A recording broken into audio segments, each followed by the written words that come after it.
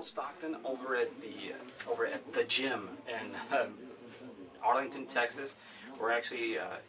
He's actually a instructor in American Ninjutsu, which is actually, if anybody doesn't know, that's like something that Robert Bussey did or started years ago.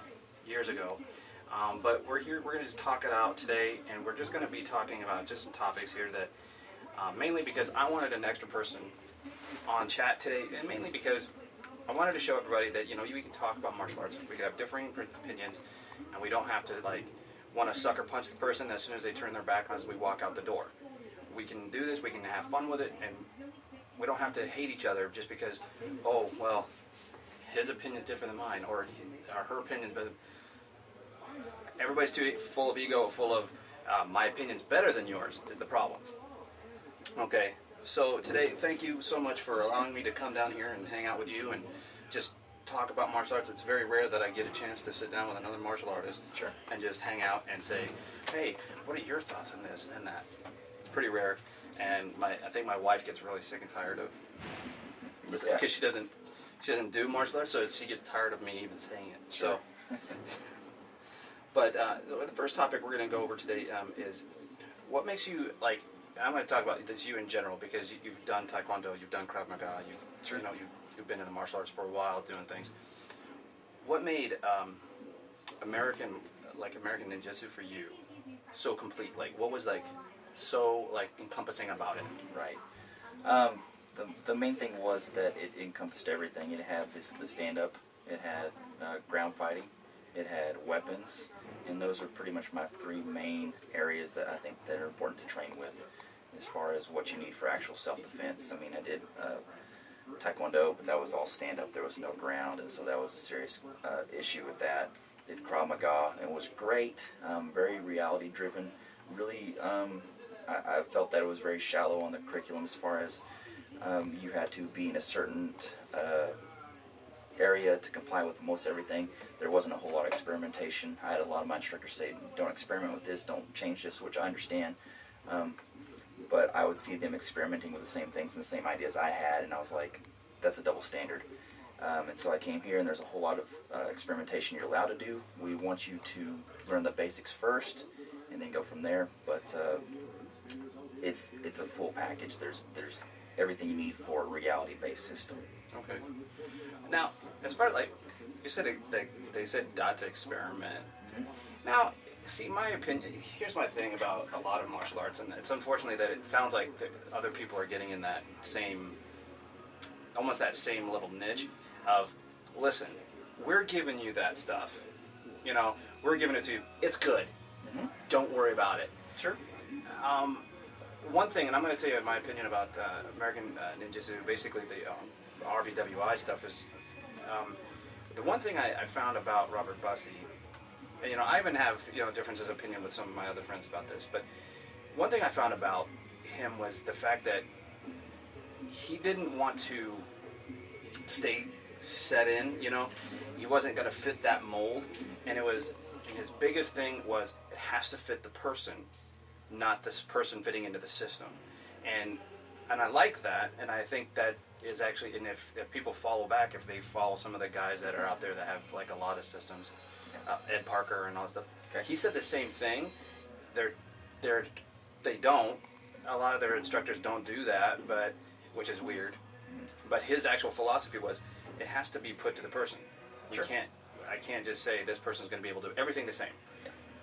And that's one thing that I found that Robert did a lot was he always said, hey, what I do is I give you the stuff and then we form it to you.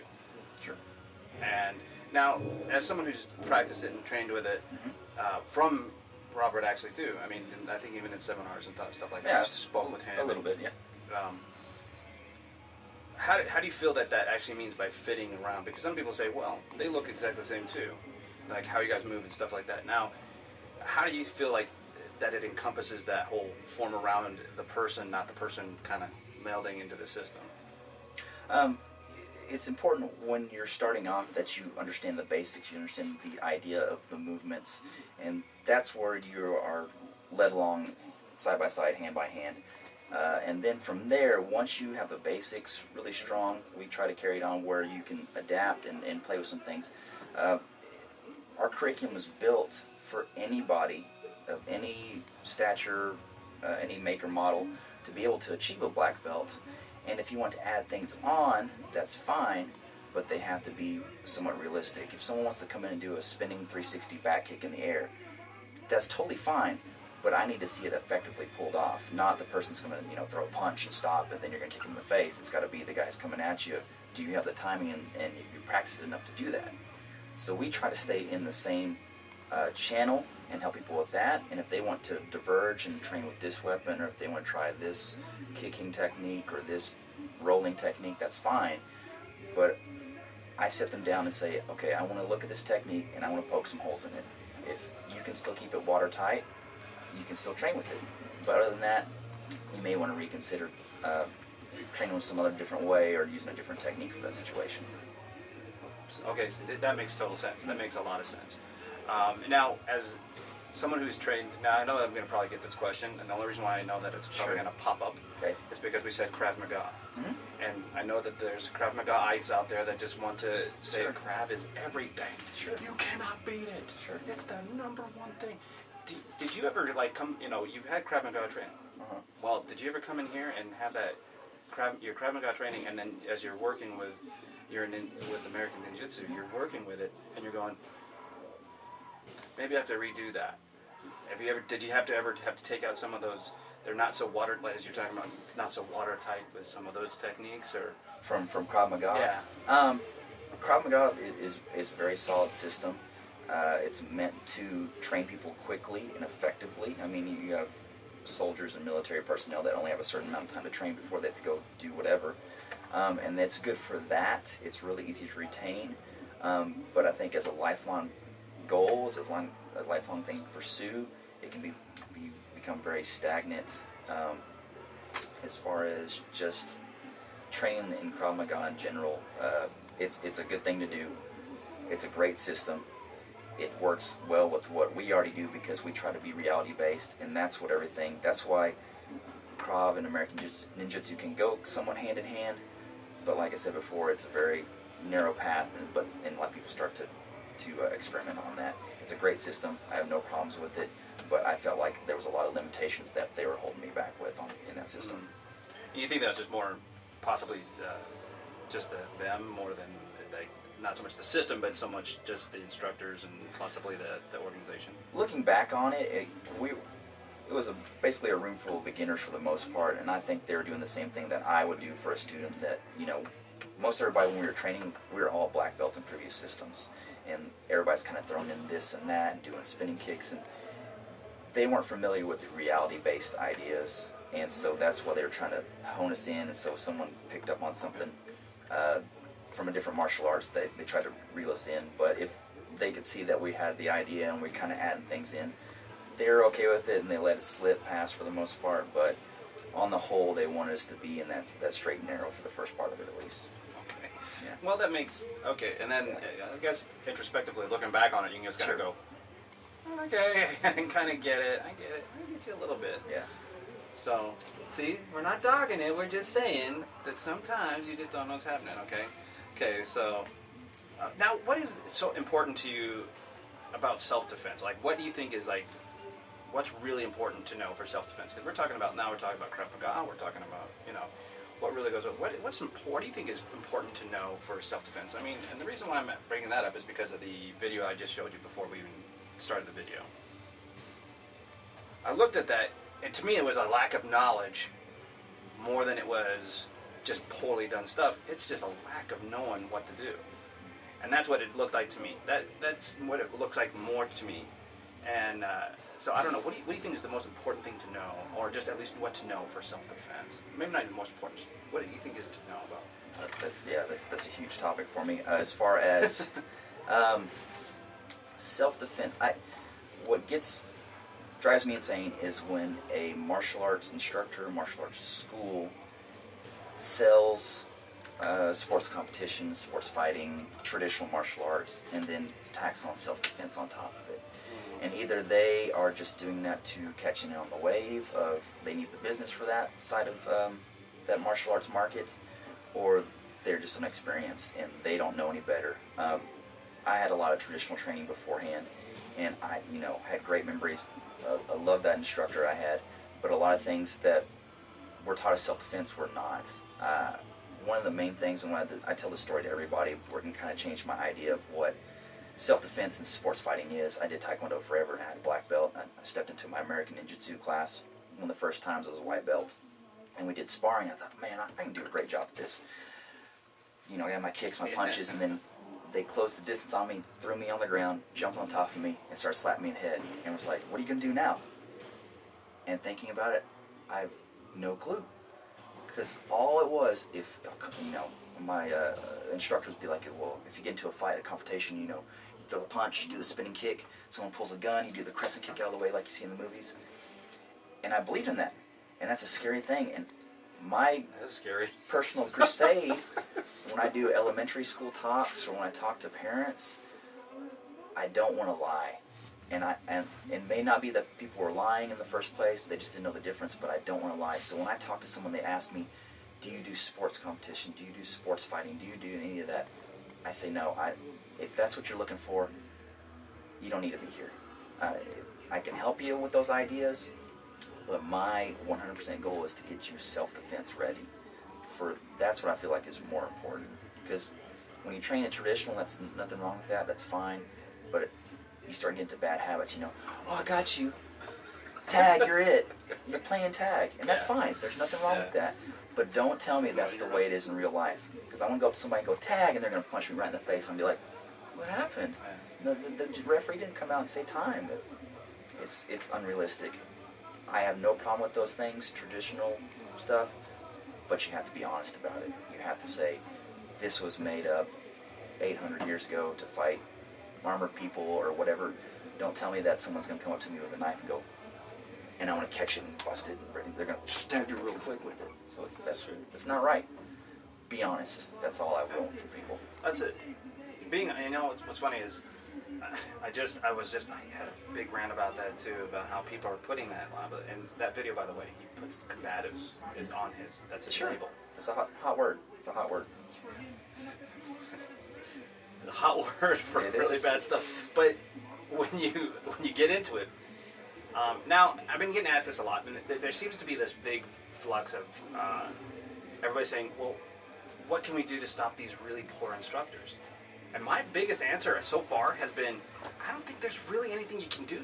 It's kind of been like this downhill slope. You had this thing, it snowballed, and now it's this gigantic, out of control snowball. I mean, it's huge. And it's because in the U.S., we really don't have anything that regulates anything. We don't have to pass anything. We don't have to do anything. We can just kind of go, hey, I got my business license. I've got my sales tax license. And even in Wyoming, that's where I'm from, I didn't even need a business license. Sure. The only thing I needed was a sales tax license when I started selling that stuff. I didn't even need nothing else. Sure. All I needed to do was pay my rent. That was it. It was like, that's how easy it was to start something up. And I'm thinking, man, that's really bad. But I think that you're going to get an influx, and I was even told this by a guy he was an MMA guy. He said, that's how come there's really bad MMA coaches out there too. Because all they need to do is open a gym. Throw MMA on there, and now people are going there and they're getting watered down Brazilian Jiu-Jitsu, if it's Jiu-Jitsu at all. They're getting really poor instruction in boxing, they're getting really poor instruction, and I kind of was like, you know what, I never saw it from that side either, but to me that's a snowballing effect because if there's no control. Now, as far as that's concerned, do you think it's going to get better? Because I get asked that a lot. Do you think it's going to get better? Do you think it's ever going to turn around? And what do you think could be done to help get that stuff under control? There's honestly nothing you can do. We live in a different time from when, my instructors or anybody else was coming up back way before my time, 60s, 70s, 80s, whenever. The only way you got information was from, a martial arts movie, or you got books, or in martial arts movies you can exaggerate things, books, you can take pictures and make things look really awesome. Certain ninjutsu practitioners had all kinds of books that now we all know that they're totally full of garbage. And the great thing about it is, yeah, anybody can learn from like YouTube. That's a big thing for most everybody, is they learn their techniques from YouTube, and they can kind of see, they can kind of compare, they can see it in live action, and it helps them make more informed decisions to what's good, what's bad.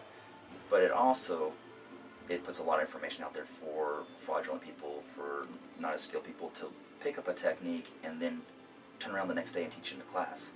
They don't have to tell their students. They don't have to really show any kind of certification, any kind of paperwork. They can go down the street and get a certificate, get a black belt, buy it, and come in.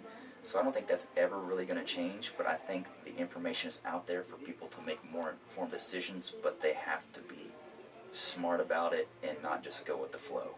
They have to research it, just like if you're buying anything, if you're buying a car or a video game system. You would look at the reviews, you look at the details, and give or take, yeah, you're going to have some people that have just horribly negative attitudes on no matter what it is. No. And kind of outweigh that a little bit. Not this industry. No, not at all. And that's egos and jealousy. I mean, people being malicious just for the fun of it. And it's the age of the troll. I mean, let's look at the facts. Sure. It's the age of the troll. Yeah. People and they're getting paid, man. Some of these guys are being paid to troll certain areas. Sure. Troll sites and troll things. Why? Because it pushes people to go somewhere else. And they're getting paid for those clicks. Sure. They're getting paid for all that stuff. And it's like, when you know that you're getting paid to do negative things, it's basically, this bad bashing stuff. That's when it's like, man, we're going to pay attention to that. We're talking about that whole martial arts page that's on Facebook. They have that on there just talking. They talk so much garbage. But I can guarantee, like, a lot of them, maybe not all of them, No. but a lot of them have this much of an idea. They really don't have very much skill, or they don't have any knowledge. Sure. Except for, well, I read this scroll. I don't, give me a break. And this whole, scroll this and blah, blah, that, please. So you're telling me it takes a guy from England or a guy from the U.S. to understand a scroll that's in Japanese. You know that language better than the Japanese historians. That's what you're saying. Okay. Right. And it's like, so it just makes me go, okay, sure. let me go, all right, buddy. I just don't, that doesn't jive with me very much, and I don't buy into that. But okay, I'm not a ninjutsu guy. I didn't stay with a ninjutsu school or anything like that. So maybe that's why I'm being kind of spared some of these guys' comments, because I've never really been associated with that. But I am friends with Frank Dukes, so I did a whole video thing on him. I did a 2-part video thing about him and how the real Bloodsport is nothing like the movie. Sure. Like the fights. The only thing that came close was the fights, and that's because he choreographed them, and that came close, not exact. And it was like, a lot of liberties were taken with his life, and Sure. And it was like so based on is like the only based is the fact that there was a fighting competition that Frank Dukes was a part of, and he was in the military at one point in time. Pretty much about the facts that you're going to get out of that whole thing, and then some of the names that they were in there. Sure. Some. And the rest is like, whew. Yeah. But everybody bases their opinions off that movie, not off of facts. Yeah. And see, this is where you're saying, you research it, you look at the reviews. Man, America doesn't do that. No. They go, what's my kid saying is cool? PlayStation 4? Yeah. I'll get it. Yeah. Totally. Or whatever it is that's cool. They're like, oh, hey, let's do that. They don't really, they go off of the first thing that they're going to click on. They'll do one, maybe, if they do internet searches, okay, mind you. And I'm not saying that everybody just says, no, I'm not doing internet searches. They do one internet search. If there's a negative comment on there, forget the 5 that are really positive. There's that one negative, and maybe it's repeated a couple lines down here by someone else. That place is garbage. Sure. No one ever wants to base their own opinion off of actually going in and physically doing it, because why am I going to waste my time?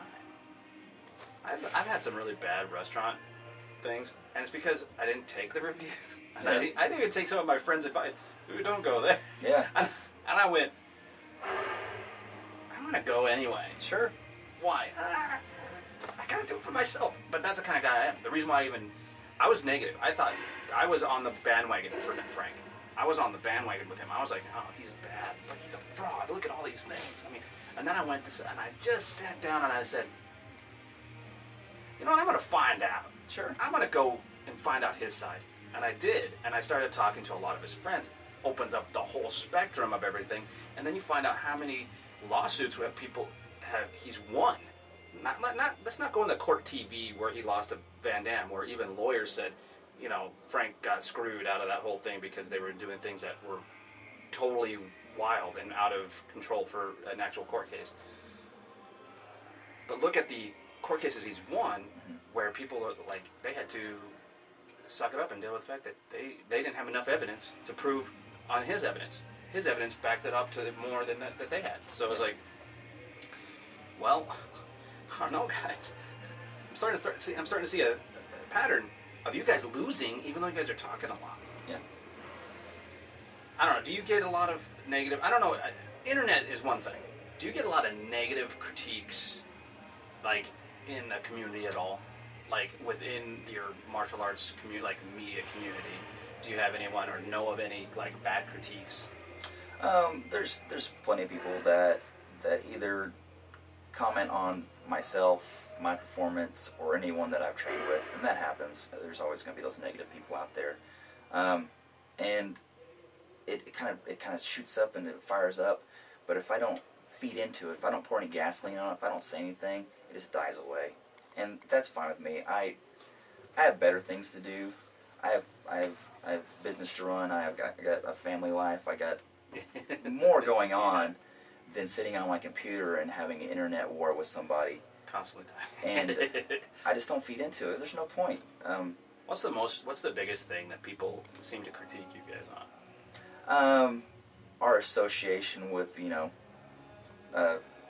anybody for us, our association with RBWI, where we came from, the whole fact that we are still claiming a ninjutsu, and honestly, if we changed our name to Kyle's Combatives or Ninja Warrior School or Combative, it doesn't matter what the name is.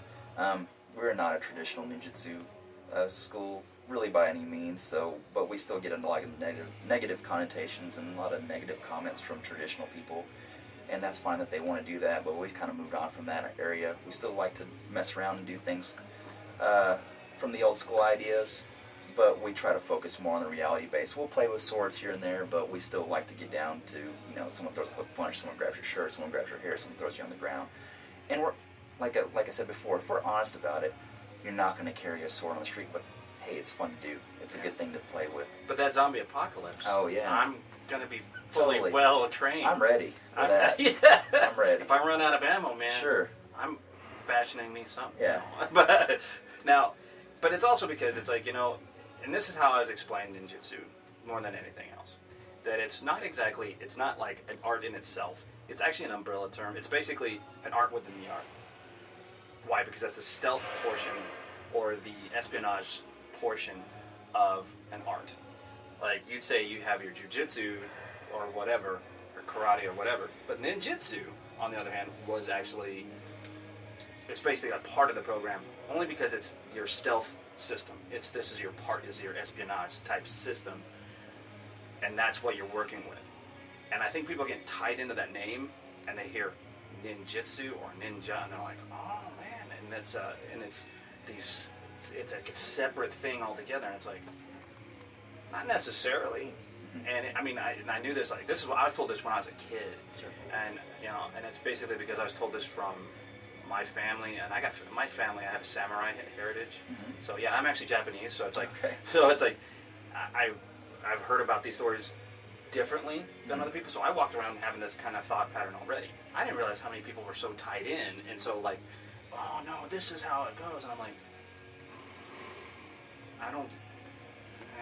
That's not how I was ever taught, and that's not what I was explained, So for me, it was totally different. But I don't know. Maybe it's experiences. Now, I don't know if Now, why do they give him such a hard? Why do you think they give him such a hard time? Is it just the ninjutsu thing? Because he tried to get away from that whole thing and called it, RBWI. You know, he tried to get away from all that. Why does he still seem to receive so much negative impact? Because, I've seen his videos. I like his. Now, I have to admit, the Panther videos that you're selling at the Sci-Fi Expo. I've seen that video. I've seen all those videos where it's the ninja side of it, really, But I like the RBWI stuff that he's doing with the pain points and and he was showing his way of how he's going to strike and stand and block. Sure. I've seen those videos. I haven't seen them in a long time. I can only catch clips here on YouTube here and there. But man, those RBWI ones are the ones that I liked the most. Oh, yeah. And the reason why I liked them the most was even though he kept with some of the same things that he learned as in ninjutsu, you can still see like a ninjutsu type posturing every now and then, and it was basically because of how his hands came up. But he almost made sense of, if I'm in this position, what am I actually hitting? Sure. If I'm hiding behind my his hidden motion, principle. Yeah. What am I doing? I'm actually hiding behind my hands and keep myself from getting smashed in the face. When I'm here, I'm hiding behind my thing, and it's like, and he just said because this is experience. I got tired of getting hit in the head, so my head's come up on it. I got tired of, exposing myself just because I threw out a punch, and I was like, he's getting almost slammed though still, even though he's trying to get away from the ninjutsu name. And I really feel bad for Robert because of the fact that he's trying to get away from the whole ninjutsu thing, not because of the haters, but because of his own reasonings. But people still like to grab onto him and pull him. Now, one thing I get a lot of negative about, I don't know if you know a lot about it. You can tell me if you don't or not. They talk about his school in Omaha when he was a kid. Right. People straight up already call that BS. They're like, he had what, a big school at 15? That's ridiculous. La la la la la. I don't know if you know anything about that. I mean, I really don't know a whole lot about that side of it. Right. But the fact is that he was, from what I saw, he was pretty good already, but I'm not sure. Sure. I don't know if you have any. I know much as the average person on that issue itself. He's an extremely talented person, and he was able to do a lot of things very young. And even in my own experiences as being younger than most people in my martial arts, I hate the word, they throw it around all the time, the industry, the martial arts industry. It's not, get over yourself, it's not an industry, it's a bunch of martial arts schools. But even if you're under a certain age, people look at you differently. And if you've accomplished more, you even have the appearance of doing better than other people. And that can be anything, not just martial arts, anything in your life. But if you are younger and maybe not have the same experience life-wise as somebody else, people will just hate on you for that. And that's anything. And that goes for any story you hear of someone younger than all these older people that have tried and tried and tried but have not accomplished as much as anybody else that's younger in the same situation. That could be anything. Okay. Now what about, so you're, how old are you then? I'm 30. Yeah, I think about it for a second. You're 30. 30. Okay, I was just curious because I know I get weird looks when I tell people that I started when I was 4. So honestly, I've been doing this for, oh man, I just turned 37. There you go. See, a long time. I've been doing this for a very long time. I've been doing this, 33 years then? And people go, that's a long time. But then they go, well, you're 4? How much did you learn when you're 4? I said, you got to understand something. Back when I started in the early 80s, that was when I was 4. It was like the early 80s, and they said, I'm not taking anybody. They have to be 8 or older before I can take them. Sure. Because I can't do, now kids, they're 2 years old, and they're in little kid classes, Sure. Running around in their little obstacle course and the new modified little belts that they have that they hook on. Yeah. Which I actually like those. I'm like, I actually kind of want one, but why? Because I don't like tying my belt. But that's me. But the kids, but I was in there, and he said, okay, the only way he can stay is if he actually listens and does what he's told. Sure. And he has to be able to keep up with everybody who's going to be 4 years older at least. Sure. Older than him. My mom was like, oh, all right. But he was the only one my Aikido teacher was the only one that was going to even allow it. Sure. And I was with him from 4 until I was 12, and that's when it shut down. And it was because I wanted it. Yeah. I wanted it, even at that young age. But I think we're also in a different age of kids too. Come to the park if you're going to hurt other There is a difference with kids now. Their attention spans are, if you're not entertaining them in like some fashion, like Sure. you forget it. You're gonna be like, oh, okay, let's go back online. Okay, let's go back up. Okay, everybody stand still. You work these different things. Yeah. But I didn't have gaming systems. I didn't have a gaming system until I was in like 13 years old. Yeah. So it was like, I had a different way of having, this was my entertainment. This was my activity, and like even my son, when I didn't get my worst, all I can say, I don't know if you have kids, but Yeah. the worst thing I ever did was give my kid access to video games. Worst thing I've ever done in my life. Why? Because when he was 4, I had to decide to start training him. I had to start teaching him because he almost got some kids that were 10 years old, 10, 11 years old, were picking fights with him. He's 4 years old outside just playing on a playground. So how do you pick a fight with a 4-year-old? So I started teaching him and my nephew and my niece and my stepkids, and I started teaching them. It's just real basic stuff. And man, at first he was like really in it, man, and he was doing his thing, and he was really, really good at it. And I was like, man, this kid, he's gonna be something. And then I let him start playing video games. Now he's not interested. Now I don't want to play. Now I don't want to train. Now I don't want to do this. I can hardly get him to do anything. I was like, man, I could strangle myself for doing that. I mean, seriously, it was like, man. Now he's awesome at video games, but it's like, it's like, oh well, so your hand-eye coordination's good. Guess what? We're going outside and we're going to test that. And he goes, what? What are you talking about? Get the gloves on. Why? Because you're going to learn that we're going to... But I still teach him here and there. He still picks up things, but it's not as dedicated as like I had to be. Yeah. And some of these, and even nowadays, these schools, and I kind of went on a tangent about certain schools and how certain things can be, it seems, because of how commercial everything is. But then my last video, I talked about, thing is though, I can also understand their pain. Being a school owner, see if you can agree with me, I don't know, I'm not going to tell you anything I said, but I'm going to let you just kind of talk about a little bit about owning a school and kind of how hard it is to be a self-defense school, like a combative school. Right. Especially when it's strictly for that. Sure.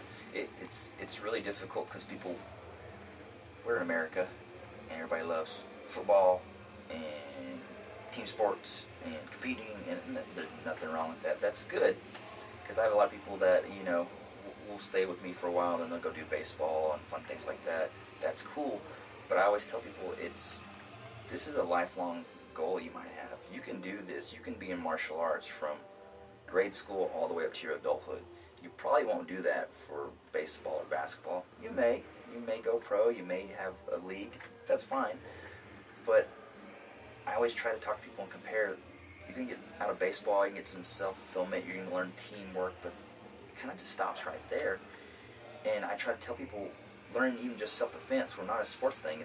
It's about yourself, it's about being morally upright, being a good moral leader. Being a black belt is a huge thing that can go on your resume, just like the same thing as an Eagle Scout and Boy Scouts. Once I point it in that direction, people usually understand it. And nobody really gets upset that I don't do sports competitions. If I explain it to them and I relate to my experience, where if you do sports competitions, usually the first time, if they don't win, they usually are just done. Or the first time they get hit in the face, they're usually like, I quit.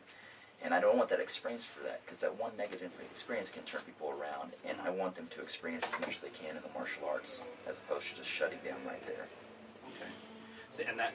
But that makes sense, and that's one thing that a lot of people don't realize. Yes, summer's coming, they're going to do this and that and the other. Martial arts is kind of a year-round, like you said, lifelong endeavor. But a lot of people don't want that dedication. They really, this is what I when I had my school in Wyoming. I kind of saw people that just didn't want to commit. They just didn't want to commit. And that was really hard because, I was as a kid, and you had to commit. Sure. Back when I started training, it was either you commit or you're just going to quit. Because if you don't commit to it and I'm going to do this 100%, you're going to go home hurting every day and you're going to hate it for the rest of your life. because we just had trained like on floors like this, Yeah. you know, and walked out going, walking home, got a black eye. What'd you do? We did sparring today, messed up. But that was just how it was. The culture was different. People were so happy and all that stuff. I mean, I as a school owner, I understand that you got to man, I got to make sure everybody wavered out and make sure everybody signed that agreement. I got to make sure that. Yeah. Why? Because one slip, Yeah. and I'm sued. Sure. So I mean, now I've caught this question before, and now it's not just a question, but I've heard this before from MMA guys galore. Okay. And like I said, I tell people I'm not against MMA. I like the sport. I'm really, I'm a fan of the sport, and I'm a fan of a lot of the guys there. And I think some of these guys have some of them have some genuine talent. But I keep hearing how people who don't want to compete, who like schools that say I don't want to compete because that's how my school was. I wasn't going to compete. Sure. Okay. They say, well, people like that are just copping out because they don't want to throw their techniques out there and they're saying they're too dangerous or this, that, and the other. And I'm like, not necessarily, because my opening shot is not legal in, me snapping your knee is not legal. Yeah. Me hitting you in the throat, which is my, it's like an opening maneuver. Yeah. I can't do that. Sure. If I do that, I'm going to get disqualified. So I don't know. Have you ever taken heat like that from? Because you guys have an MMA Sure. thing just right over yeah. here on the side. Oh, yeah. You know what I mean? So it's like I just didn't know if you ever taken any heat for. You got to have open mind, and people get really upset when you say that something's not real or it's not effective or it's. We'll play around. We'll talk about we'll move with each other. We'll spar, not really spar. We don't make any contact or anything like that. We just kind of. And I tell everybody, this is just playing. Don't think that this is how an actual self-defense situation is going to happen. We're just going to be moving around and doing all this stuff. You're playing, you're having fun, and that's what I tell when someone gets really uppity about MMA or BJJ or Krav Maga or anything. That this is how it's going to happen. We're going to put the gloves on, and we're just going to go at it. You're playing because you're not sticking your finger in eyeballs. You're not trying to break anything. You're trying to be safe. You're trying to walk away at the end of the day. That's playing. You're playing at reality. Is nowhere near. Whereas real life, you're talking about taking these shots that are just aggressively mean and meant to take someone down. You can't do those. Yeah. So I always tell my people, think in your mind when you're sparring and doing whatever, you're playing around. You are not in a real life situation at all. Think of it that way. And if people take themselves too seriously, then they shouldn't be in the business anyway. Well, the reason why there's a really good argument I heard from Boss Root. I heard him he was talking to Joe Rogan about this, and it was so funny. And I kind of got his point on this, because in retrospect, good self-defense cannot be compete. You can't compete, okay? And good self-defense isn't going to look down on MMA, and they're not going to talk trash while they're seeing a guy do a seminar, okay? That's just not how it's going to work. But he was talking about how he did a seminar, and this group come in. They were just self-defense people, okay, just combative people. And they were talking, and I do quotations because the things that this person was saying was stupid. But I guess he was doing an arm bar, and they said, "We just bite your calf." And I ignored it. And he goes, then I was showing the rear naked choke and how to get into the rear naked choke. And they said, "Well, I'll just poke your eyes." And he went, "Excuse me?" This boss, he goes, "Excuse me?" He goes, "I'll just poke your eyes." And he goes, come here. You're gonna try this. He goes, "We're gonna try this." And he goes, "Hey, I put her in the hole, and I said, okay, now, on the count of 3, you're gonna try to poke me in my eye before I cinch this in." He goes, "But if you poke me in the eye, I'm gonna break your neck. You ready?" And she goes, whoa, what? He goes, "No, you're gonna poke me in the eye. If you poke me in the eye, I'm gonna break your neck, though. You ready?" And suddenly it was this whole thing. He goes, because the first thing that's going to happen, you poke me in my eye. He goes, "I'm going to be sitting here, and I'm going to be sitting like this. You poke me in my eye, and the first thing I'm going to do is, Gah!" And he goes, and then I'm going to go, "Oh, man, that hurt." Yeah. He goes, that's what I was going to say. He goes, "What's the first thing going to happen? You bite me in my calf." "Oh, there goes your arm." Yeah, I'm going to pop your arm. He goes, and I was sitting there going, see, that's a difference of, I think, intelligent training, real training, and not someone just saying, "We're doing self-defense by putting a finger in your eye and by biting you." Just because you're biting, let's get this straight, okay? Just because you bite, stick your fingers in the eyes, does not make you a self-defense or a combative system. Okay, you have to do things intelligently, and you have to have an actual plan. You can't just go, well, the guy has me in a sleeper hold. I'm going to I'm going to just poke him in his eye. I'm going to reach out here. Why? Because as soon as you move, he's just going to snap you, because you're compromised already. So,